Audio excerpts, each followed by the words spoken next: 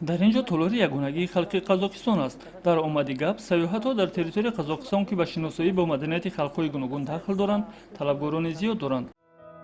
Наталья Дмитриевна Скорикова, директори осорхонаи таърихи кишваршиносии шаҳри Темир таваз 25 сол аст ки онро роҳбарӣ дорад. Тавонист ки як бинои хурди вайронаро ба маркази ҳақиқии маданӣ табдил диҳад. В 1994 году пришла сюда в музей такая белокурая девочка.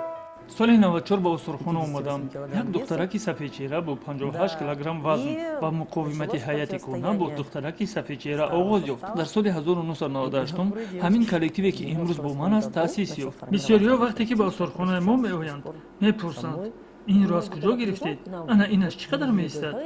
ман ҷавоб медиҳам ки мо барои харидани нигораҳо пул надорем. Раҳмат ба сокинони шаҳр ки ин нигораҳоро барои мо овардаанд. одамон дариқ намедоранд. ҳазор раҳмат ба онҳо.